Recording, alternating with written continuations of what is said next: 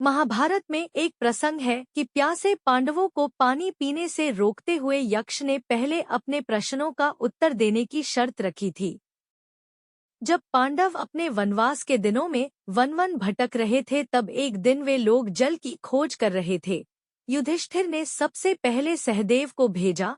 वह एक सरोवर के निकट पहुंचा और जैसे ही जल पीने के लिए झुका, उसे एक वाणी सुनाई दी। वह वाणी एक यक्ष की थी जो अपने प्रश्नों का उत्तर चाहता था।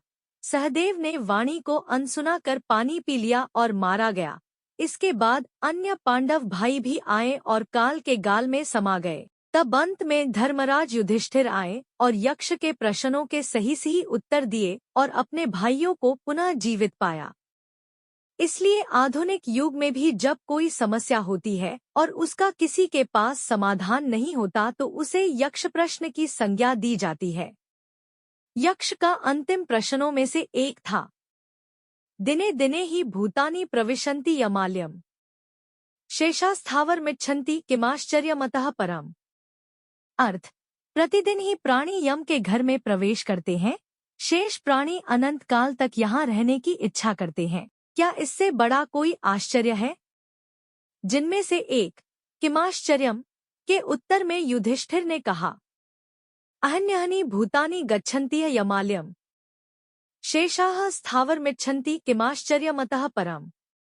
अर्थ, प्रतिदिन ही प्राणी यम के घर में प्रवेश करते हैं, शेष प्राणी अनंत काल तक यहाँ रहने की इच्छा करते हैं। इससे बड़ा और क्या आश्चर्य हो सकता है?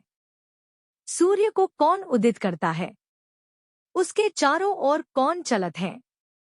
उसे अस्त कौन करता है और वह किसमें प्रतिष्ठित है? सूर्य को ब्रह्मा उदित करता है, देवता उसके चारों ओर चलते हैं, धर्म उसे अस्त करता है और वह सत्य में प्रतिष्ठित है। मनुष्य श्रोत्रिय कैसे होता है? महत् पद किसके द्वारा प्राप्त करता है?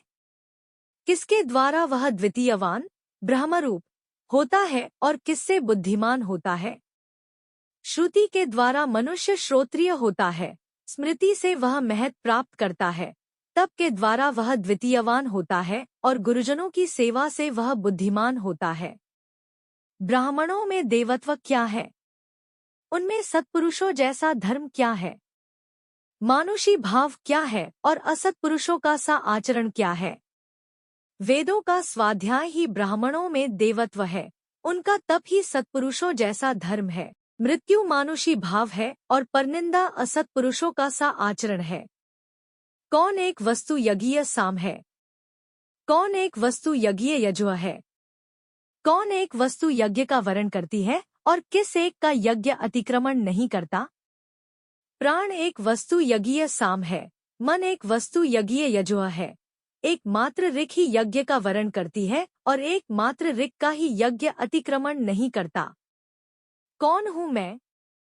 तुम न यह शरीर हो, न इंद्रियां, न मन, न बुद्धि, तुम शुद्ध चेतना हो, वह चेतना जो सर्वसाक्षी है। जीवन का उद्देश्य क्या है? जीवन का उद्देश्य उसी चेतना को जानना है जो जन्म और मरण के बंधन से मुक्त है। उसे जानना ही मोक्ष है। जन्म का कारण क्या है? अतृप्त वासनाएं, कामनाएं और कर्मफल, ये ही जन्म का कारण है। जन्म और मरण के बंधन से मुक्त कौन है? जिसने स्वयं को, उस आत्मा को जान लिया, वह जन्म और मरण के बंधन से मुक्त है। संसार में दुहक क्यों है? संसार के दुहक का कारण लालच, स्वार्थ और भय है। तो फिर ईश्वर ने दुहक की रचना क्यों की? ईश्वर ने संसार की रचना की और मनुष्य ने अपने विचार और कर्मों से दुहक और सुख की रचना की। क्या ईश्वर है? कौन है वह? क्या वह स्त्री है या पुरुष? कारण के बिना कार्य नहीं, यह संसार उस कारण के अस्तित्व का प्रमाण है। तुम हो इसलिए वह भी है। उस महान कारण को ही आध्यात्म में ईश्वर कहा गया है। वह न स्त्री है न पुरुष। उसका, ईश्वर, स्वरूप क्या है? वह सच्चिदानंद है। वह निराकार ही सभी रूपों में अपने आप को, स्वयं को व्यक्त करता है। वह अनाकार, निराकार, स्वयं करता क्या है? वह ईश्वर संसार की रचना, पालन और सहार करता है। यदि ईश्वर ने संसार की रचना की तो फिर ईश्वर की रचना किसने की? वह अजन्मा, अमृत और अकारण है। भाग्य क्या है? हर क्रिया, हर कार्य का एक परिणाम है। परिणाम अच्छा भी हो सकता है, बुरा भी हो सकता है। यह परिणाम ही भाग्य है। आज का प्रयत्न कल का भाग्य है। सुख और शांति का रहस्य क्या है? सत्य, सदाचार, प्रेम और क्षमा सुख का कारण है। असत्य, अनाचार, घृणा और क्रोध का त्याग शांति का मार्ग है। चित्त पर नियंत्रण कैसे संभव है? इच्छाएं, कामनाएं चित्त में उद्वेग उत्पन्न करती हैं। इच्छाओं पर विजय चित्त पर विजय है। सच्चा प्रेम क्या है?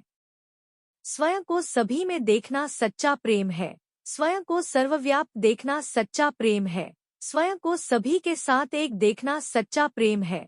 दोस्तों, यह जानकारी आप लोगों को कैसी लगी हमें कमेंट के माध्यम से जरूर बताएं। अगर आपने हमारे चैनल को सब्सक्राइब नहीं किया है तो सब्सक्राइब करके बेल आइकन को दबाना ना भूले, जिससे नोटिफिकेशन मिलती रहे। धन्यवाद।